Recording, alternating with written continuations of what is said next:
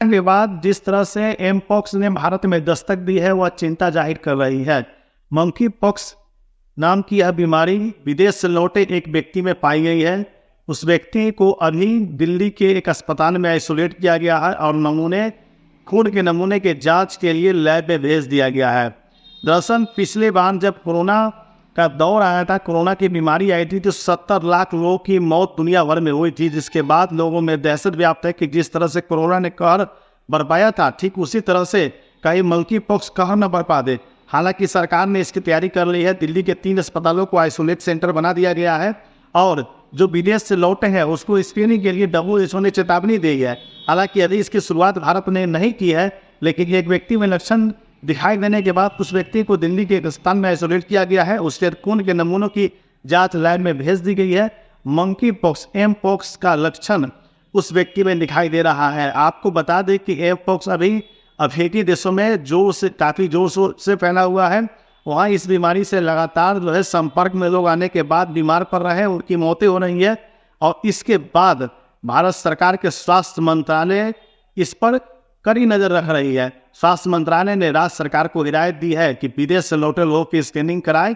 हालांकि अभी तक एयरपोर्ट पर या बाकी जगहों पर इसकी शुरुआत नहीं की गई है, लेकिन जिस तरह से दूसरे देशों में एम पॉक्स बीमारी कहर बरपा रही है वह चिंता का विषय है।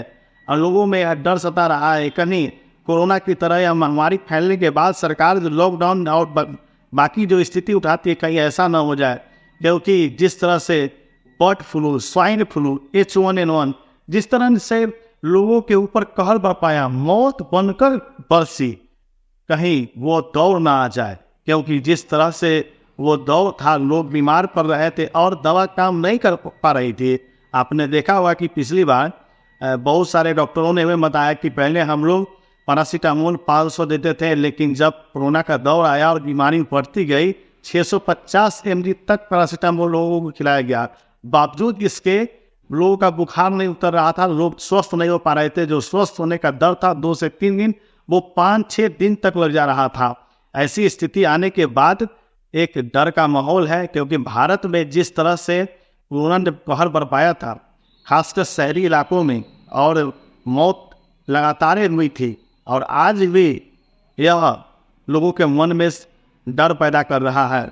हमारी सबसे बड़ी लोगों से और राज्य सरकार से यही अपील रहेगी कि इसके लिए जितने सख्त कदम हो सके उठाए जाए। बाहर से लोगों की स्क्रीनिंग कराई जाए, उनकी जांच कराई जाए, क्योंकि अगर समय रहते इस बीमारी को भारत में अगर एंट्री नहीं मिलती है तो ये बेहतर होगा।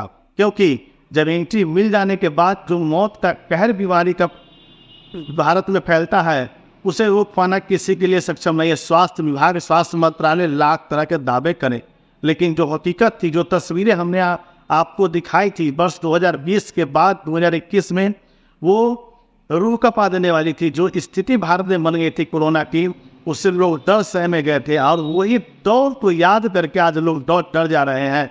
आपको बता दें कि एम पॉक्स भी ठीक अफ्रीकी देशों से यह फैला हुआ बीमारी है। लोगों के या जानवरों के आने में संपर्क से यह फैलता है।